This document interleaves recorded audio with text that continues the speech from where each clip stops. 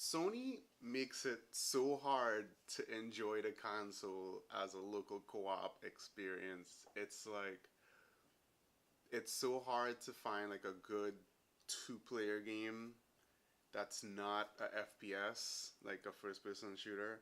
And I think the ones I've enjoyed the most were How to Survive on PS3 and PS4, I guess, and Towerfall Ascension.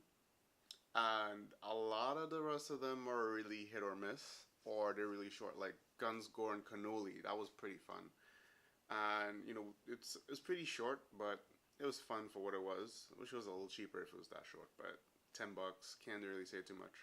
And what happens is that now I'm hitting a point where a lot of games aren't as good as advertised. Like just not even No Man's Sky level, but just you look at a trailer, you think it's a good gameplay, and when you buy the game and you start playing it, it's like really weird. Like Moon Hunters, let's say, that was really kind of a little different from how it was advertised. Like the actual mechanics of the gameplay is different. And there are other games like this Alien Assault, where it's like a procedurally generated all in one screen. Neon Chrome wasn't quite as good, wasn't quite as enjoyable. Um, a couple others, I don't remember all of them. But what happens on PSN is that it really makes it prohibitive. Like it discourages me from buying stuff to try them out because there aren't nearly as many demos as I feel like I used to see on the PS3. Like especially for indies, actually, now that I think about it. So I want to see how your game is, but to actually play it myself, like it's one thing to watch somebody play something, but have to actually do that yourself, it's really different. So we like do as much research as we can, a little bit. And when you get it in your own hands, you start playing. It's like, oh, I hate this mechanic. I hate what this game is making me do to play it, and I can't get a refund. I can't get a refund. I could play the game for. We could play the game. We get the game. We'll play it, and within like 5 minutes or less, we know. All right, this is for us. This is not for us. And if it's not for us, we're screwed. Like we're out that money. We're definitely out that money. And for all of Sony's talks of like wanting to keep people off of the PC, like I have a PC that I use for video editing. Um, I'm like, wait, so like I was gonna do this whole thing, like especially for Doom when Doom came out. I was like, oh, I gave her the demo. They had a demo for that AAA title, and she liked the game, and she was like, "Oh, is this stupid?" I was like, "Nah." I was like, I was thinking maybe I could get a second PS4, second PS Plus, and hook them together. Like, that'd be like an extra what, 500, and then an extra PS Plus subscription a year, 60. So, I was like, you know what? Let me try again to see if we could play games on the PC. And they had House of Survive 2, like the first one a lot. House of Survive 2 was on PC early access.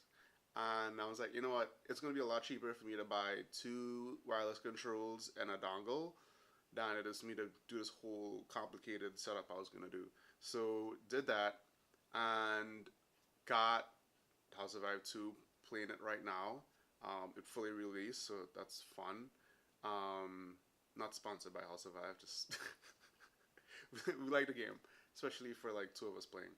Um, and there were some other titles that were I was interested in, but I wasn't sure exactly how it would play. Like Red Rope, we got Red Rope, and it's like two of you are connected by this thing, and you have to like circle enemies and like cut them with your rope.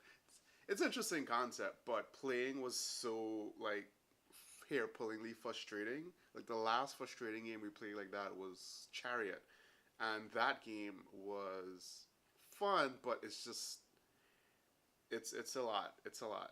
It's a lot. It's a lot. The stuff you have to do to play co-op, it's a lot on your fingers. You get worn out quickly.